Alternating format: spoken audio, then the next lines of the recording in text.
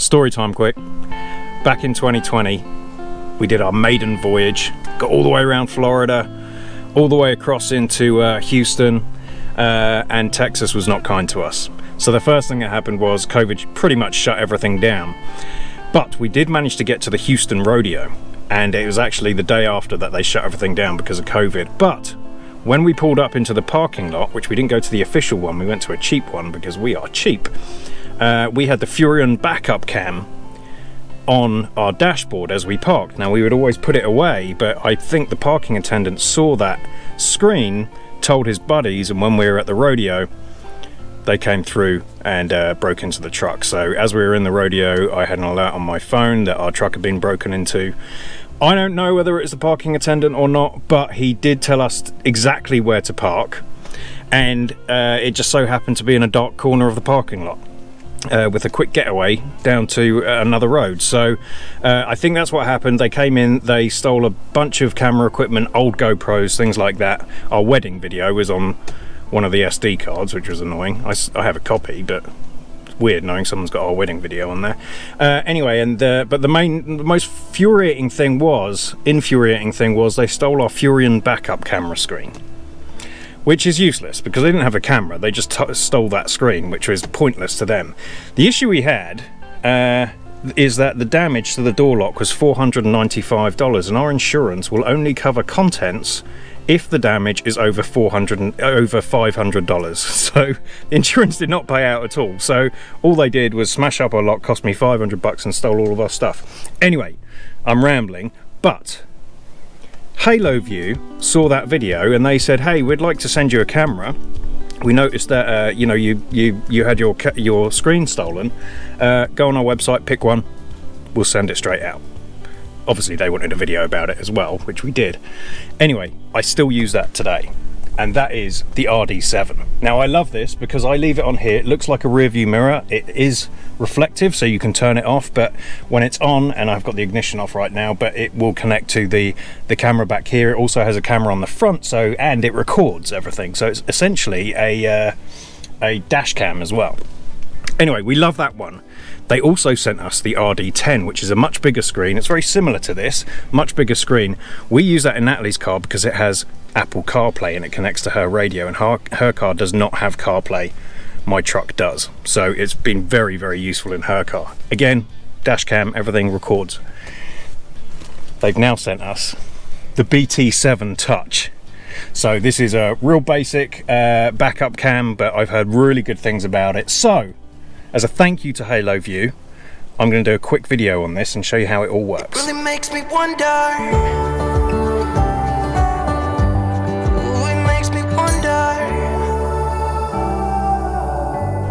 Welcome back to Brazen Brits. My name is Laurence, and as you can see, I've got everything out here on the box. One thing I love about Haloview, obviously they sent us the original one for free when we got ours stolen. So since then we have loved all of the stuff that they've sent us, and they're a really good company. We've even had some subscribers say they had some issues with stuff, and Haloview have sorted them out. So the support is great. So yeah, we just have a really good relationship with Haloview. Another thing I love is they give you everything you need and more. So we have two mounts over here. We have this one, which is just a suction cup for the window, for the screen. We have this one, which is a stick-on one if you want to put it in the middle. You get the camera, you even get the adapters. So really, whatever camera you have already installed, it should all line up.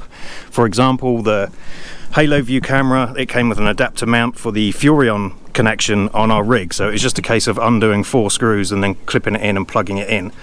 I think this may be extra if you have an extra long rig, so this will allow you to install another antenna for that. We already have one on our rig. Then you have all the cigarette lighter adapters, you have all the USB-C cables for all the power, the adapters here. This is the pairing cable. It comes with everything. Have a bunch of antennas. It even comes with wipes. That's cool. And then obviously the screen. So it comes really nice packaged, everything that you need. So I'm probably not going to put this on our rig right now. I always like to kind of loosely connect everything up just to test it out, make sure everything works. So I'm going to go ahead and do that now. So the first thing it tells you to do in the instructions is I obviously have the camera here, I have the screen here, and you have this pairing cable. And so essentially what that does is that allows me to power, this is just into a cigarette lighter. There's also a USB cable you can use. So this just allows the power to go both to the camera and the monitor, so you can do exactly what I'm doing and setting it up, making sure it works first. On the screen, this is a touch screen, and it's very responsive, I will say. So you just go in here, you can hit pairing. It tells you to press a little button. There's a little button under here. I will warn you, this button is quite hard to press, but I didn't know if it was a button at first, but it is. So you do that and it pairs the screen. There you are. Hello. So yeah, that's really simple. So now the other thing that I want to do, before I really start using this, I'd really like to just go and power this up. So I think I'm just going to connect it directly to the battery. It does come with a cable so that you can do that. It even comes with little wire nuts, so you really do have everything. So I want to make sure that even though this is connected together with this wire, I want to make sure I can take this out and run these independently. So I'm going to go connect this up to the battery. The other thing I will say that I didn't realize, it didn't come with any other cameras, but you can have, there's actually four channels here, and there's a lot of different ways. Let me just go in the Q mode, they call it. You can see all these different ways you can set this up. So you could have all four screens on at the same time. Which is cool. So if you have, I mean, I think most people probably have three, but you could even put one inside the rig, I guess, to see what's going on. Maybe if you have a toy hauler, you could put one in the back of the toy hauler. So yeah, you can set up four different cameras. And there we go, there's the screen. Four different cameras in lots of different ways that you can configure this, which is kind of cool. So that's something that this does not do, obviously, because it's a small screen here. So anyway, right, let me go and connect this up and make sure this all works perfectly. But so far this has been the easiest install ever. To connect the camera, you have a couple of options. This is the Furion camera. So if you have a Furion already built in, and I know other manufacturers use this as well, you can just simply take your old camera off, the Furion camera on the back of the rig, connect this side up to the camera, and then this is what Furion uses for the antenna and for the power. Or what I'm going to do right now is it comes with this. So you have the same end here that connects to the camera, and then you just have power. So that's obviously live, neutral, earth. And so all I'm going to fudge this, so you'll have to forgive me because I don't want to hardwire this yet. Okay, here's my plan. I'll just show you. I've got a couple of jump leads there, and I'm just going to connect them to these wires. There's no reason it shouldn't work. It's a bit of a fudge, but it should work. So let's try this. You can see the power's on there now, so that worked. All right, so let's go back, see if it's still paired. Should be. So let's just have a look at the screen. Oh, easy peasy. It's working. Gosh, that is so easy. It annoys me how simple some of this stuff is. Sometimes the challenge of actually setting it up is part of the fun. I'm pretty much done with this, so now one thing I would like to do, I'd like to have it on the back of the truck so that I can see the stuff in the truck when you're going. Ford actually has a camera showing the bed, but it doesn't allow you to have the camera on when you're driving. So when we're at our home base right now, and by the way, if you're a snowbird, get out of Florida. This week has been horrible. We're actually going back to the UK for my brother's wedding soon, and then we have some friends out, so we can't leave yet. My point was, we're at our home base and we go kayaking, so I'd love for Ford to enable that camera to work in the back of the bed so that I can check on the kayaks. Not that I've ever had an issue, but it saves people from having to look back. So I might try and fit this and find some power in the back of the truck just so that I can see the truck bed. That'd be a good test. So I have the option for to mount the screen with a couple of ways. This is a sticky pad here. I think a lot of people will typically put this like there. That makes sense to have the screen here. That's one thing I will say, by the way. Haloview do a bunch of these, different types, different features and things. The screen size is a huge deal for me. I don't like having huge screens. I like it this kind of size. For example, the old TST screen was too small, whereas this one, I can't remember what this is, the 770. Perfect size. It's not too big, not too small. I don't like having stuff all over the place here, which is why I love this. But that's not too bad. If that was here, that's not too bad at all. The antennas are annoying, but they can flip over. So anyway, so yeah, I think there's a couple of options there. One of them is the sticky pad. There's even a little screw thing in there. I don't want to take that off. Oh right, you can screw it on to like a camera mount. That's clever.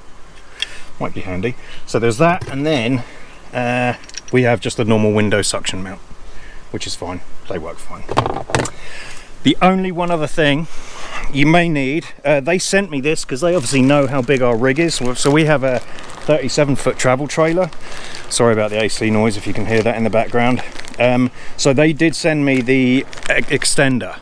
So if your rig is too long, or to be honest, I would recommend everyone get this, even unless you're a tiny trailer, just because it makes it a lot clearer and a lot quicker and responsive.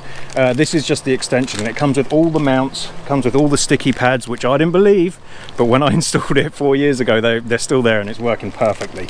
So this would essentially connect to the camera at the back, and it would come all the way up to the front of the trailer. So instead of the wireless signal trying to get all the way to the back of the trailer to your truck, it just goes from the front of the trailer. So you're literally shortening the Wi-Fi signal by 37 feet in our case. So I think these might be extra, but they did send these to me for free. So to finish up on this, I do like the simplicity of this. This doesn't have Apple CarPlay, it doesn't have all of the other fancy stuff the RD10 has.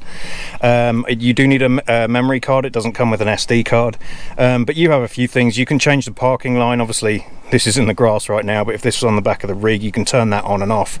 You can change the volume settings. I've turned the volume off, so it does have speakers, which is actually quite useful when you're backing into a space. It's great because I can hear Natalie if she's guiding me in, so you don't need radios or anything like that. You can hear it through this, so it's great that it has a microphone and camera. It's very responsive actually. This is really good. A few things, dimming settings, stuff like that. You can mirror the picture left or right, obviously, so if it's backwards or whatever, you can record certain things. There was one thing I saw, which was just basically it will auto record if it detects motion, something like that. But yeah, very simple, very easy, love it. There's actually two reasons why we love our backup camera or observation camera, whatever you want to call it. First one is obviously backing up, really good. It's obviously very handy. You can get right up close exactly where you want.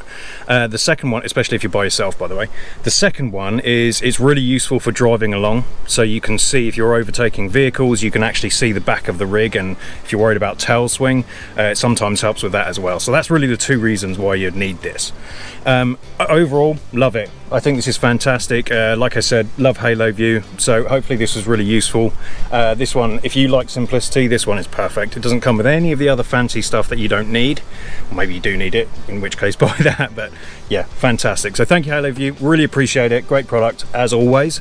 Thank you for watching. Don't forget to like and subscribe.